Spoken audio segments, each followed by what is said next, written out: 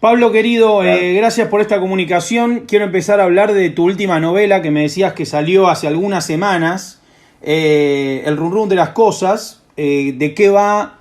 ¿Cómo es? Tengo entendido que como novela formalmente es tu primer novela. Formalmente, primero que nada, gracias por la invitación, Seba. Por favor. Felicitaciones por el programa, y siempre es necesario espacios donde, como el tuyo, le demos cabida a la cultura, y sobre todo como lo haces vos, digo, ¿no? Sin ese acartonamiento o sin ese academicismo o sin esa onda que tiene a veces lo cultural, que sabemos que a nosotros no nos interesa demasiado, porque entre otras cosas parece que aleja a la gente y nada, es una fantasía eso de alejar a la gente, ¿no? Porque, digamos, la cultura funciona con la gente y funciona dentro de la cabeza y del corazón de la gente. Con respecto a la novela que me decís, yo sí, muy contento, se llama El Run de las Cosas. No sé si llamarlo una novela, obviamente sí le llamamos una novela, pero yo al escribirla le puse un subtítulo que era Proyecto de Ficción, para poder, liberarme un poco del corsé de la novela. Uh-huh. Vos me decías ahora si esta es mi primera novela. No, en realidad yo tengo una primera novela que tiene un título medio abusivo, que se llama La huida inútil de Violetto Parson. Es una novela campera, rural, uh-huh. Que fue mi primera novela. Mi segunda novela, una novela cortita, que se llama Pensión de Animales, que es una pensión, un edificio antiguo donde alguien viene bajando las escaleras muy enojado, una muchacha muy enojada, y va golpeando las puertas de cada habitación, y dentro de cada habitación hay una historia, ¿no? Uh-huh. La idea de Pensión de Animales era una novela que transcurriera todo en 5 minutos, ¿no? Y que te mostrara las historias que hay adentro de cada cuarto, que eran historias con un animal, ¿no? O sea, en esa pensión estaban prohibidos los animales, y cada uno tenía un animal, un gato, un perro, una cacatúa, en fin. Y encima de todo, en el ático había un ángel borracho, que es el que mira todo, y bueno, era muy decadente, Pensión de Animales. Y en esta tercera novela, que se llama El Run Run de las Cosas, se trata básicamente de un escritor que hace un prólogo un poco hablando de la literatura, un poco metaliterario, donde él dice que aborrece la literatura de autoficción o la literatura autobiográfica que está de moda ahora, y él insta o trata de plantear de que la literatura debería ser de imaginación, pero enseguida en el mismo prólogo dice que está bloqueado desde hace mucho tiempo y que solo tiene ganas de escribir sobre sí mismo. Y entonces, para seguir fiel a sus principios de odio a la autoficción, la autobiografía, y a la vez querer escribir sobre sí mismo, va a contarnos sueños que tiene con otros escritores. De alguna manera eso, bueno, pero es como un dispositivo que de alguna manera encierra varios relatos. O sea, uno podría decir que es un libro de cuentos camuflado también, digo, por esto que mencionás, ¿no? De cómo está estructurado. Sí, podría decirse, pero al ser sueños y estar basado en sueños que yo tuve en realidad y que fui recogiendo a lo largo de 16 años, uh-huh. Vos sabés que, digamos, tenés razón, pero no tenés razón, o por lo menos para mí no tenés razón, en el sentido de que la horma de cuentos, en ninguno de esos sueños o esos episodios entraría dentro de lo que yo considero que es un cuento, que ya sabemos que sí, claro. Un cuento puede ser casi cualquier cosa, ¿no? Pero bueno, viste que uno tiene adentro hormas mentales de lo que debe ser una novela, de lo que debe ser un cuento. Yo jamás pondría estos 27 sueños, que son sueños trabajados literariamente, como cuentos. No sé, capaz que es un bolazo mío. Haces un programa de radio, yo pude escuchar varias ediciones, de hecho hay algunas que has grabado aquí en Buenos Aires, alguna entrevista que diste vos, tenés invitados, temáticamente haces semanas temáticas de diferentes cuestiones que tienen que ver con el cine, la literatura, que se llama La Máquina de Pensar. ¿Hace cuánto tiempo haces el programa? ¿Dónde se emite? Digo, para que la gente pueda buscarlo en YouTube, pero también saber de qué se trata La Máquina de Pensar. La Máquina de Pensar, mirá, hace poquito, el 16 de marzo, cumplió 10 años. Vamos de lunes a viernes, 1 hora diaria, a las 19 horas, hablando de, básicamente o centralmente, de literatura, pero la idea es que los libros, viste que los libros te pueden llevar a cualquier parte, sí, claro, ¿no? Yo, utilizando un libro, puedo hablar de cine, pero puedo hablar de mecánica, puedo hablar de cualquier cosa, ¿no? Puedo hablar de artes visuales, de música, de lo que fuere. Para todo hay un libro. Y entonces La Máquina de Pensar lleva 10 años. Antes yo había empezado junto con otro co-conductor un programa que era muy similar, se llamaba Sopa de Letras, y también iba de lunes a viernes. Con lo cual, te lo cuento porque, sin darme cuenta, ya hace 15 años que de lunes a viernes estoy hablando de libros y es un montón como va pasando el tiempo y leyendo. Sobre todo, a mí me permitió algo que yo no era lector, que es, no era lector de poesía. Y gracias a esto empecé a leer poesía y la poesía de alguna forma se te va infiltrando y yo creo que la narrativa actual, la gran narrativa, la buena narrativa, las buenas novelas y los buenos cuentos le sacan recursos a la poesía. O sea, de alguna forma son poéticos. Bien, ahí yo comencé o me acerqué a lo que hacías vos con conversaciones con Mario Lebrero. Hay que decir que en mi biblioteca, además de estar todas las obras de Lebrero, tengo muchísimos libros sobre Lebrero, casi tantos como libros de Lebrero.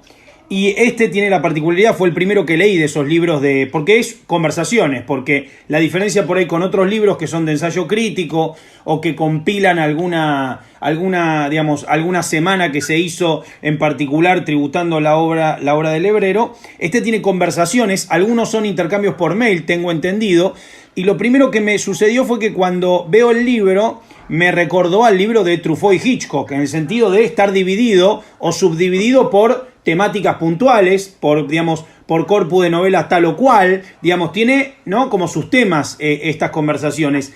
¿Cómo empieza tu vínculo con Lebrero? Para terminar con conversaciones con Mario Lebrero.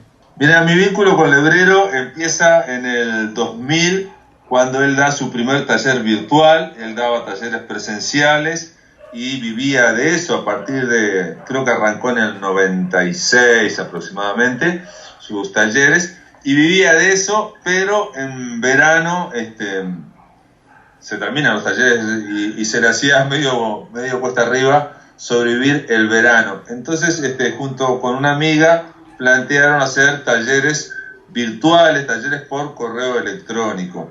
Él lo planteó y arrancamos en el año 2000. Y que al final lo arrancó en verano porque se atrasó y creo que se arrancó por marzo, por allá por abril. Y yo desde siempre lo admiraba a Lebrero y desde siempre quería ir a un taller de Lebrero presencial, pero eran muy caros, o por lo menos para mí.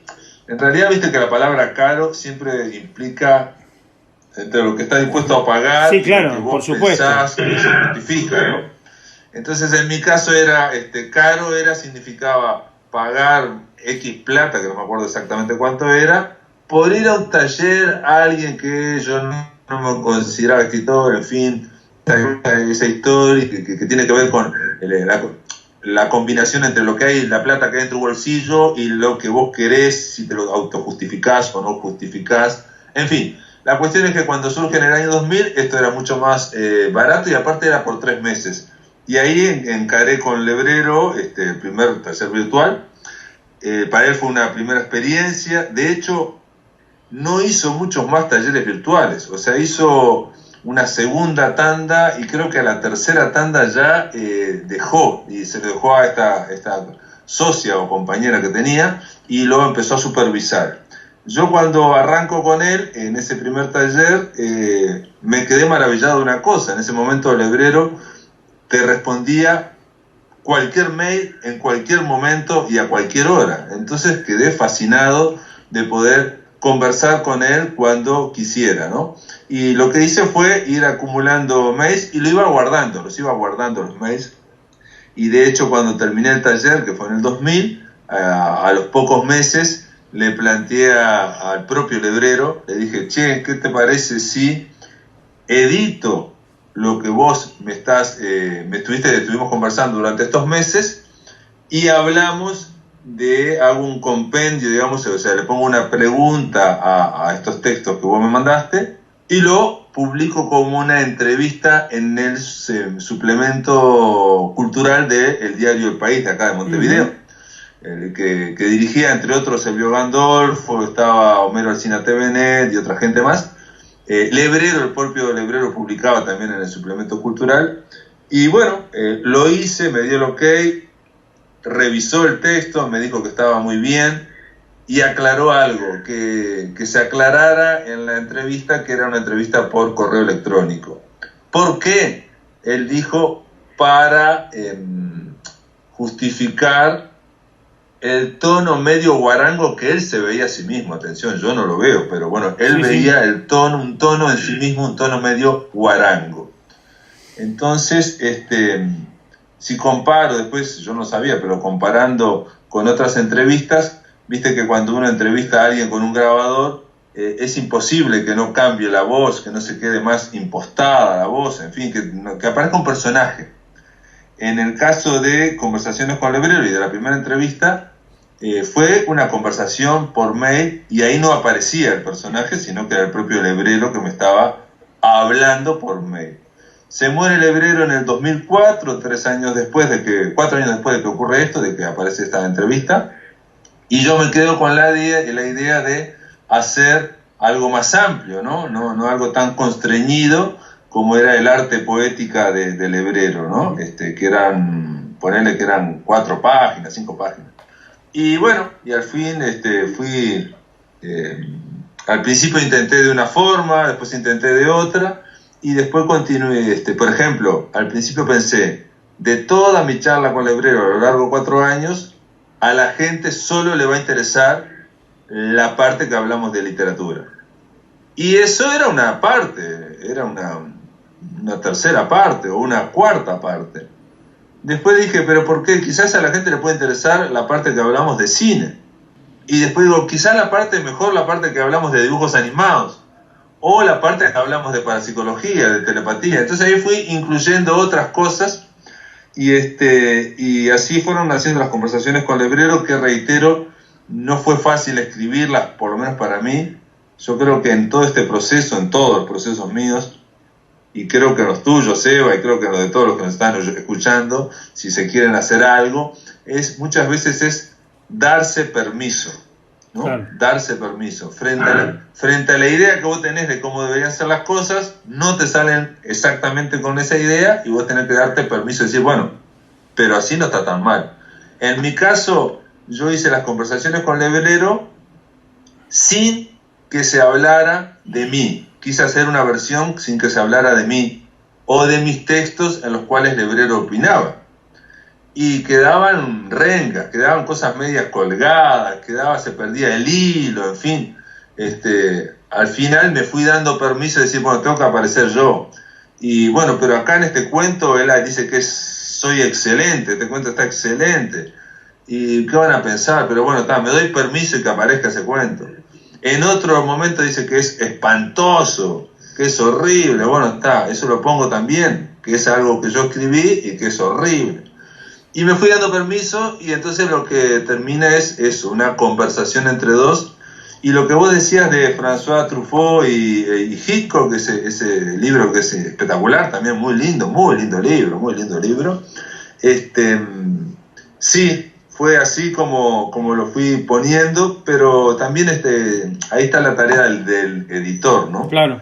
El editor en Buenos Aires, la edición de Conejos, ellos le fueron incluyendo temas y me pareció bárbaro.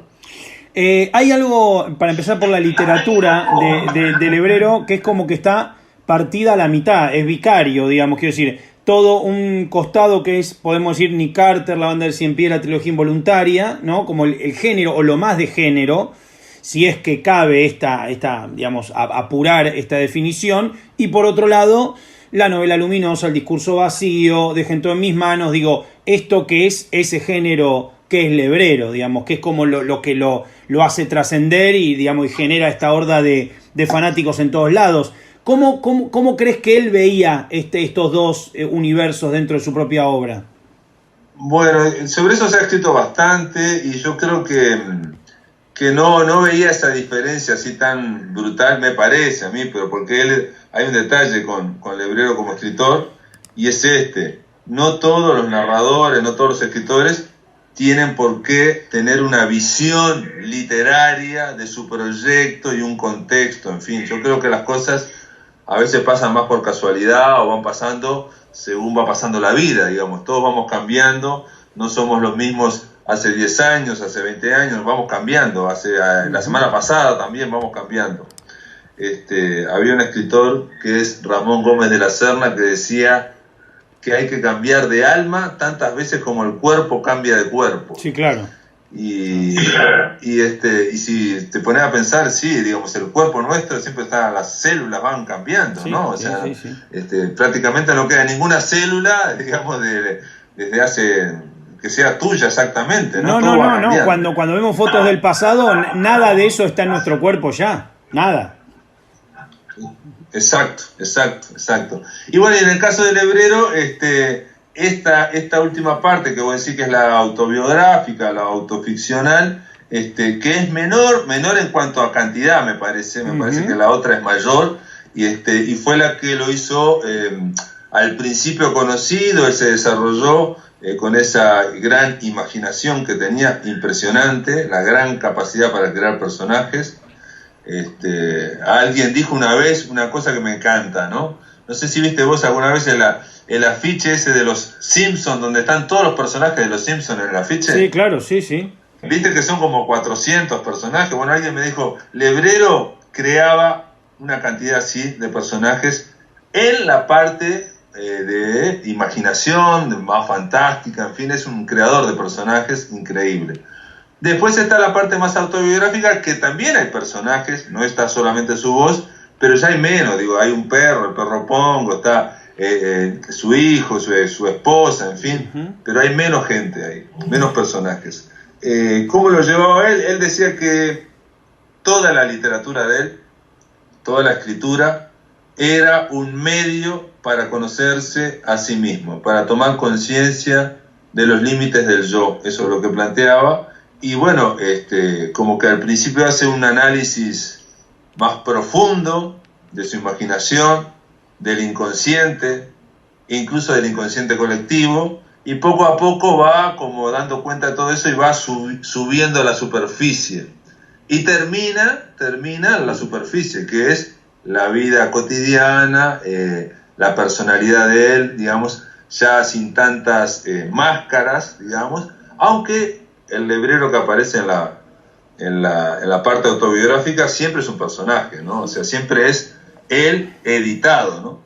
Tengo una pregunta, Pablo, vos que estuviste, digamos, que publicaste este libro, que estás muy asociado a la obra de Lebrero, ¿por qué pasó, y te pongo ejemplos, un ejemplo como Roberto Bolaño, uno como La Iseca, o digamos, ¿por qué pasa con Lebrero este proceso de fetichización tan grande que uno tira de una línea y están todos estos libros sobre el autor, todos estos peregrinajes a los lugares donde estuvo, todas estas búsquedas de su voz grabada, de ver si hay más, qué ha quedado, por qué se lo charla y discute tanto, cosa que no pasa con Bolaño, que puede llegar a ser, si se quiere, internacionalmente más popular, pero que no pasa eso, que uno no encuentra toda esa vida online y todos esa arqueología alrededor. No sé si me explico lo que estoy diciendo, por decir autores que han tenido, con todas las diferencias del caso, La Iseca, Bolaño, Lebrero, digamos, algo en común, por así decirlo, por lo menos de determinado momento de acción de su literatura. ¿Por qué crees que pasa esto con Lebrero?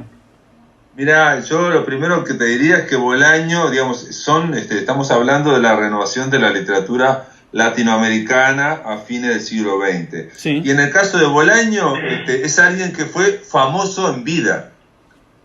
Bolaño gana el premio, ahora se me fue gana el premio en Venezuela, que ahora se me fue de la cabeza cómo se llama, es un premio famoso, es un premio, el Rómulo Gallegos, sí. Gana el premio Rómulo Gallegos en Venezuela, y ahí se salta, digamos, como una gran pluma en el panorama latinoamericano. A partir de ahí, él empieza a publicar, vivía en España y sigue publicando, pero ya siempre publica en, yo qué sé, ¿no? En Anagrama, en Tusquets, no me acuerdo cuál, digo, estamos hablando de sellos importantísimos. En el caso de Lebrero, y aparte le hacen entrevistas y lo invitan a Chile y hace viajes internacionales. Se muere rápidamente, o sea, muere Bolaño, si mal no recuerdo, muere en el 2003. Lebrero mismo muere en el 2004.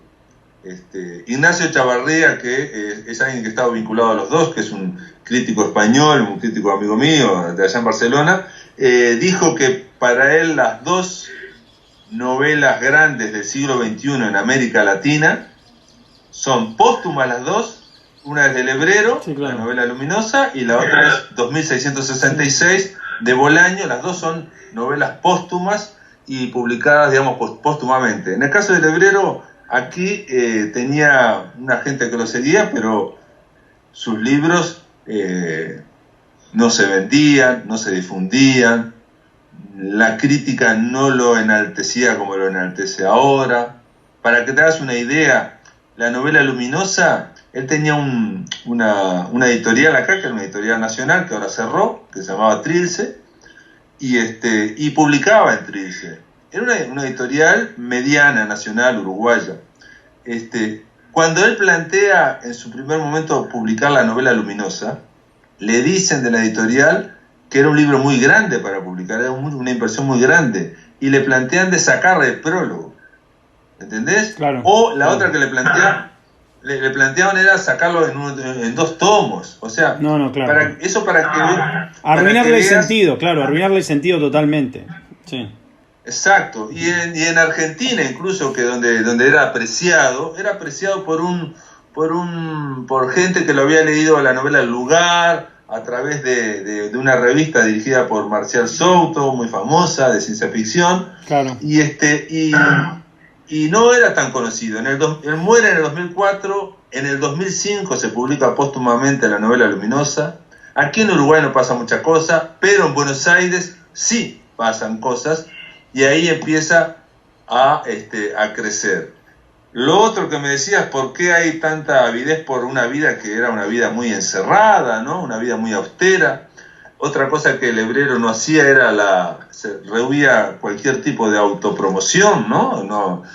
Prácticamente no iba a presentaciones. O sea, estamos hablando de alguien que, yo ahora estoy leyendo del Tao Te Ching, y dice en un momento, el gran sabio no hace nada y nada queda por hacer. Bueno, el tipo en promoción no hacía nada, claro, pero parece que nada quedó por hacer, ¿no? O sea, tuvo un éxito que sorprende a propios y extraños, porque en el 2013, cuando se publica en Buenos Aires Conversaciones con Lebrero, antes se había publicado aquí en el 2008 en Uruguay, y en Santiago, Chile, en el 2012, y después se publicó en España, y creo que ya está, en esos 4 países, y cuando se publica en el 2013 yo pensé que iba a llegar a la cima, porque en ese año, con 3 meses de diferencia, se publican en Buenos Aires 3 libros: Conversaciones con Lebrero, sí, las entrevistas en Mansalva, en Editorial Mansalva, que están compiladas por Elvio Gandolfo, claro, y la máquina de pensar en Mario, que está compilada por Ezequiel de Rosso,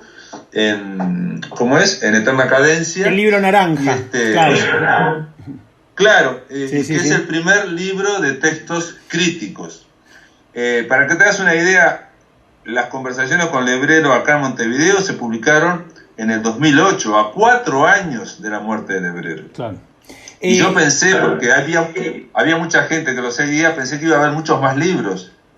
Pasaron, desde el 2008 hasta el 2013, pasaron 5 años para que pasara otro libro más.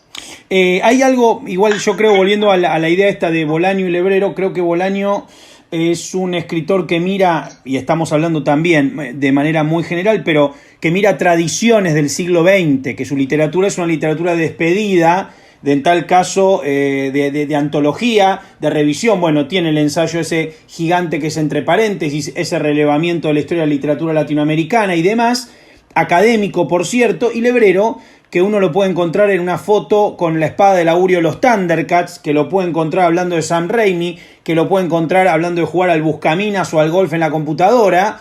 Me parece que tiene algo que presagia el mundo de la hiperconectividad, presagia cierta cultura que está sucediendo hoy. Entonces, amén de lo que estábamos diciendo, su literatura es increíble el estado presente que tiene. No sé si coincidís. Puede ser, sí, no lo había pensado. No había pensado que Bolaño fuera un cierre del siglo XX, no lo había pensado así, porque también me parece que Bolaño tensa mucho los modelos de novela, ¿no? En 2666 sobre todo.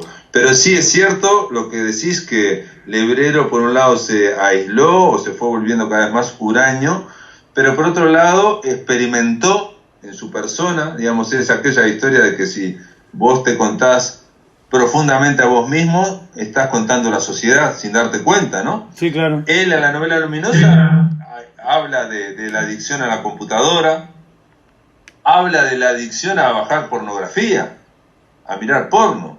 Internet, no sé, pero yo leí la otra vez que eran el 50% de todo el contenido que hay en Internet es parte del mundo pornográfico, de porno. Entonces, y sin embargo, parece que eso existiera en otro hemisferio, en otra dimensión. Él escribe todo eso y también escribe sobre algo que Bolaño no atañe, no sé si eso tiene que ver o no, sobre el problema de la espiritualidad. Él escribe sobre eso en un mundo donde ya no funcionan los ritos o las instituciones religiosas, no funcionan.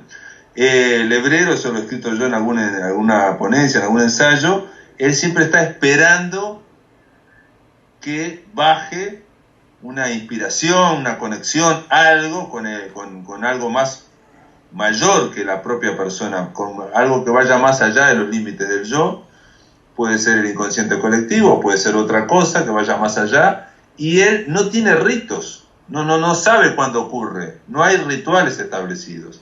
Entonces, ese vacío que provoca la sociedad de consumo, esa falta esa necesidad espiritual, yo creo que Lebrero también la pone ahí en la novela luminosa, pero en realidad toda su literatura. Bueno, sí, tenemos la comunión, no vamos a spoilear lo que pasa, pero sí, claro, ahí tenemos comunión en la novela luminosa y demás, llegando el final del libro. ¿Vos crees que es posible adaptarlo al cine o a una serie, algún texto de Lebrero? Digo, como cinéfilo, también que sos conspicuo ahí en La máquina de pensar y hablando de cine, como decís, todo está relacionado. ¿Crees que podría dar un salto a otro tipo de formato, a literatura de Mario?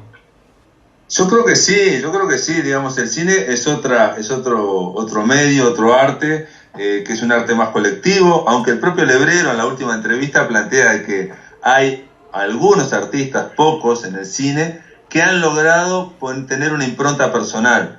Pero es muy difícil porque hay todo un colectivo y hay toda una producción, todo un sistema de producción que hace difícil esto de la impronta personal. Yo hasta te diría que en su momento, cuando hablé con él de las primeras veces, le dije que había adaptado un guión de él, de un cuento de él, El factor identidad. Primero que me encanta el título, El factor identidad, me encanta el título. Y después aparte porque era un cuento de detective, policial, un cuento policial, escrito por Lebrero, atención, para mandarlo a un concurso de la revista 7 Días en Argentina, cuyo jurado estaba integrado por Jorge Luis Borges, por Borges.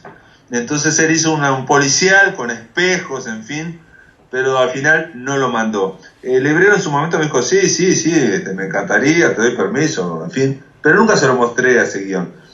En Uruguay ha habido algunas adaptaciones, una que se llamó El hombre de Walter, que es la adaptación de un cuento que se llama Nuestro iglú en el Ártico. Está bien hecha esa adaptación, es una buena transposición, Para mí falla el protagonista, que es un escritor, Gustavo Canlar. Para mí tendría que haber sido un personaje, ¿sabes como cuál? Como Leo Maslía, ¿no? La cara de Leo Maslía, así, sin ninguna clase de inexpresivo totalmente, claro. ¿No? Leo Maslía tiene la capacidad de ser inexpresivo, pero a la vez llenar la pantalla. Claro. Gustavo Scanlar es inexpresivo, pero no llena la pantalla para mí. ¿Y qué más? Ha habido otros. Hace poco hubo versiones teatrales en Uruguay, en Montevideo. Se adaptó la novela Luminosa. Se hizo una versión que estaba muy bien, digamos, estaba muy bien. Es una lectura de la novela Luminosa donde se presenta no un lebrero, sino dos lebreros. Son dos actores que están tratando de construir una obra de teatro de la misma forma que el lebrero está tratando de construir una novela, y se le desarma la novela y la obra de teatro se va desarmando. Estuvo bien. Y la otra versión no la vi. Pero estoy de acuerdo con vos que sí, que habría... De hecho, una vez me metí en un foro de Estados Unidos y hablaban del Uruguayan Writer, porque era en un foro de... No sé si viste la película El Cubo, de Cube. Sí, por supuesto. Bueno, claro, Ciudad. Claro, sí, El Cubo. Y bueno, la mencionaban, en ese foro me encontré con yanquis que mencionaban en la novela El Lugar como antecedente del Cubo, porque en El Lugar, el primer tercio de la novela es alguien que va abriendo puertas de lugares que son todos idénticos, pero que van cambiando esos lugares, ¿no? Cada cuarto es idéntico al otro, pero va cambiando, y cada vez que abrís una puerta se cierra la anterior y no puedes volver atrás. Te lo comento así. Sí, claro, Vincenzo Natali es el director del Cubo, sí, me acuerdo, tuvo una segunda parte, tuvo un momento que era como una película famosa, entre comillas. Sí, como puede ser hoy El Hoyo, digamos, ese tipo de película. Exacto, sí, el mismo estilo del Hoyo, exactamente, pero yo recomendaría El Cubo, el de Cube, porque está muy bien. Y nunca lo hablé con Lebrero, no recuerdo haberlo hablado, si a él le gustaba o no. Sí le dije, y eso está en conversaciones con Lebrero, que la película Stalker de Tarkovsky me hizo acordar al Lugar, y bueno, y él me dijo que era muy halagadora la asociación, porque tanto en la novela El Lugar como en Stalker, el espacio, el lugar, cambia de acuerdo a la emoción de cada uno de los protagonistas.